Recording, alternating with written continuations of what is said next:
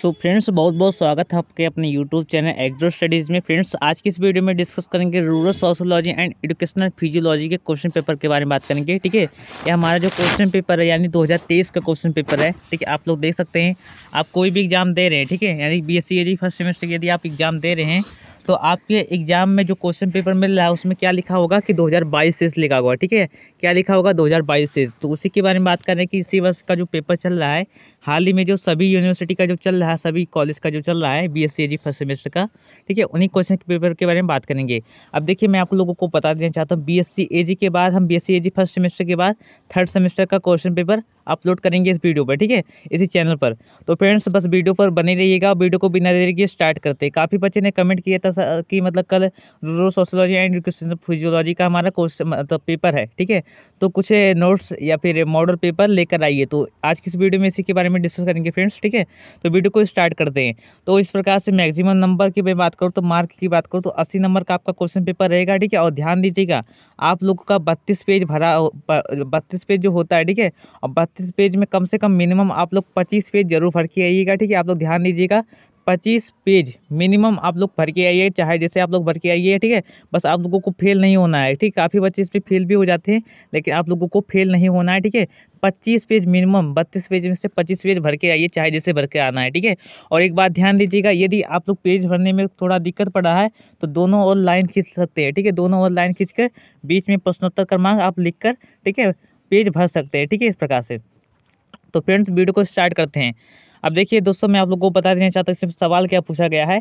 देखिए, निम्नलिखित में से 4 पर संक्षिप्त टिप्पणी लिखिए।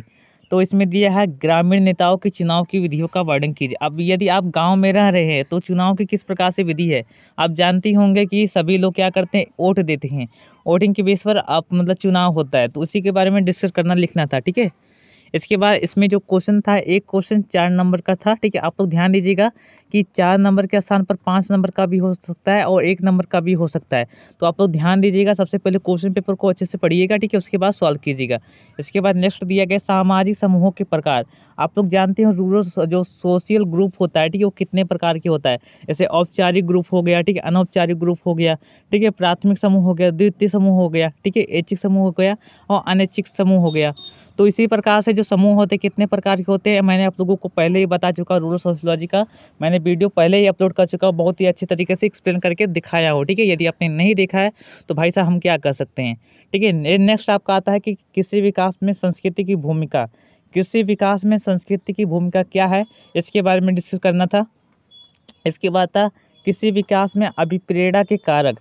अब देखिए, जो अभिप्रेरणा यानी मोटिवेशन मिलते हैं तो क्या करते हैं कि काम करने के प्रति उत्तेजित हो जाते हैं, ठीक है। तो इसी के बारे में लिखना था कि मतलब जो किसान होते हैं कृषि विकास में, ठीक है, उत्तेजित हो जाते हैं तो अपना कार्य शीघ्रता से करते हैं, ठीक है, जल्दी करते हैं, नई नई तकनीकों को खोजते हैं, ठीक है। तो इसी के बारे में था। इसके बाद नेक्स्ट आपका था, ग्रामीण नेतृत्व की संकल्पनाएँ लिखिए, ठीक है।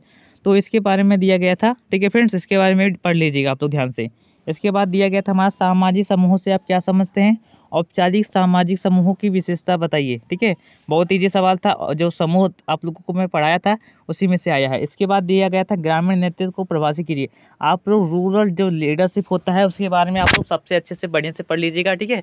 और कोई डाउट हो तो आप लोग कमेंट करके पूछ सकते हैं, अगला वीडियो किस पर चाहिए ये भी कमेंट करके पूछ सकते हैं। इसके बाद दिया गया, नेता के गुण तथा प्रकार का वर्णन कीजिए। नेता के कौन कौन से गुण होने चाहिए, क्या कौन कौन से गुण नहीं होना चाहिए, ठीक है। तो इसके बारे में आप लोगों को लिखना है, ठीक है, इस प्रकार से। नेक्स्ट आपका आता है, अभिप्रेरणा के कारक क्या है, ठीक है। अभिप्रेरणा क्या है यानी मोटिवेशन क्या है, मोटिवेशन की डिफिनेशन एक दे दीजिएगा। किसी के अकॉर्डिंग आप लोग डिफिनेशन दीजिएगा, ठीक है, किसी के अकॉर्डिंग, ठीक है। जब आप अकॉर्डिंग देते हैं तो हाँ, एग्जामिनर समझता है कि बच्चा पढ़ा है, ठीक है, तो आप लोगों को अच्छे नंबर देता है, ठीक है, इस प्रकार से। इसके बाद ये इसके सिद्धांतों का वर्णन करते हुए इसके महत्व की विवेचना कीजिए। इसके बाद दिया गया, ग्रामीण मनोविज्ञान से आप क्या समझते हैं। देखिए, ग्रामीण मनोविज्ञान एंड आप लोग सबसे पहले ध्यान दीजिएगा कि आपका जो एडुकेशन होता है, ठीक है, एडुकेशन, इसकी डिफिनेशन आप लोग ध्यान से याद कर लीजिएगा, मोस्टली वेरी इंपॉर्टेंट है। और एक कम्युनिटी आपका आता है, यानी कि समुदाय आपका आता है, ठीक है। कम्युनिटी के बारे में भी अच्छे से पढ़ लीजिएगा, ठीक है, जिन बच्चों का नहीं हुआ है, ठीक है। तो कम्युनिटी और जो आप लोगों का जो एडुकेशन यानी शिक्षा है, ठीक है, इसके बारे में भी अच्छे से पढ़ लीजिएगा, ठीक है। तो इसके बाद देखिए, एक्सटेंशन की डिफिनेशन आप लोग ध्यान दीजिएगा, एक्सटेंशन की डिफिनेशन भी आप लोग याद कर लीजिएगा, ठीक है। एक्सटेंशन भी वेरी इंपॉर्टेंट है, यानी प्रसार शिक्षा, एक्सटेंशन एडुकेशन, ठीक है। अब देखिए ग्रामीण मनोविज्ञान से आप क्या समझते हैं, इसके अध्ययन क्षेत्र का सविस्तार से वर्णन कीजिए। बहुत ईजी है, ठीक है। यदि आपने पढ़ा होगा तो खूब अच्छे से पेपर देकर चले जाएंगे, ठीक है। कोई डाउट होगा तो कमेंट कीजिएगा। शैक्षणिक मनोविज्ञान की व्याख्या कीजिए। ग्रामीण क्षेत्र में इसके महत्व पर चर्चा कीजिए, ठीक है फ्रेंड्स। इसके बाद नेक्स्ट पूछा गया हमारा व्यक्तित्व यानी पर्सनालिटी की परिभाषा का पुनरावलोकन कीजिए। स्व विकास प्रक्रिया को निर्धारित करने वाले कारकों का वर्णन कीजिए, ठीक है फ्रेंड्स। नेक्स्ट आपका आता है निम्नलिखित कि किसी प्रसार में उपयोगिता पर संक्षिप्त टिप्पणी लिखिए, ठीक। जैसे हमारा हो गया किसी पत्रकारिता एवं इंटरनेट तकनीक। इसके बाद ग्रामीण समाजशास्त्र एवं ग्रामीण मनोविज्ञान, ठीक है फ्रेंड्स। इसके बाद हमारा आता है कि निम्नलिखित में से किन्हीं दो के संक्षेप में उत्तर दीजिए। पहला हमारा था कि ग्रामीण समाज का बदलता स्वरूप, ठीक है। हमारे जो गाँव है, ठीक है, किस प्रकार से बदल रहे हैं, ठीक है, इसका स्वरूप, ठीक है, ये आप लोगों को देना है, ठीक है। तो इसके बाद नेक्स्ट आप लोगों का दिया गया ग्रामीण नेतृत्व विकास का बदलता स्वरूप। देखिए नेतृत्व यानी लीडरशिप के से बहुत ही ज़्यादा क्वेश्चन उठाया है, तो लीडरशिप बहुत ही अच्छे से पढ़ लीजिएगा, ठीक है।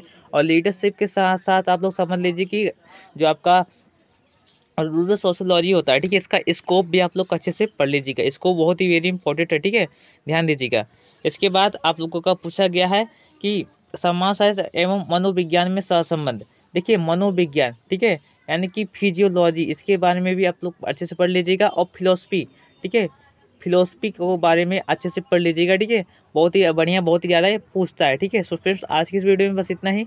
मैंने आप लोगों को मॉडल पेपर दे चुका हूँ, ठीक है। मॉडल पेपर ही समझ लीजिए, क्योंकि इस प्रकार से क्वेश्चन पेपर आपके एक दो आ सकते हैं, लेकिन उतना नहीं आएंगे, लेकिन घुमा फिरा कर जरूर आएंगे। एक बात ध्यान दीजिएगा, इसी प्रकार से क्वेश्चन पेपर रहेगा, लेकिन घुमा फिरा कर रहेगा, ठीक है। कुछ क्वेश्चन चेंजेस भी रहेंगे, तो आप लोग ध्यान दीजिएगा, अच्छे से स्टडी कीजिए और अच्छे से पेपर दीजिए जो मैंने कहा है, ठीक है। यदि आपने नोट किया होगा तो आप लोग नोट किया होगा तो बहुत ही बड़ी बात है, बहुत ही अच्छी बात है, ठीक है। आप पक्का बता रहे हैं, आप अच्छे से अच्छे नंबर लेकर आएंगे। यदि वीडियो पसंद आया होगा तो एग्रो स्टडी लिखकर सेंड जरूर कीजिएगा, एग्रो स्टडी लिखकर जरूर सेंड कीजिएगा, जैसे मेरा मनोबल भी बढ़े और वीडियो बनाते रहिए, ठीक है। और अगला वीडियो किस पर चाहिएगा ये भी आप लोग कमेंट करके बता दीजिएगा, ठीक है। सो फ्रेंड्स आज की इस वीडियो में बस इतना ही। नेक्स्ट वीडियो में मिलते हैं, तब तक के लिए बहुत बहुत धन्यवाद। जय हिंद, जय भारत, जय जवान, जय किसान।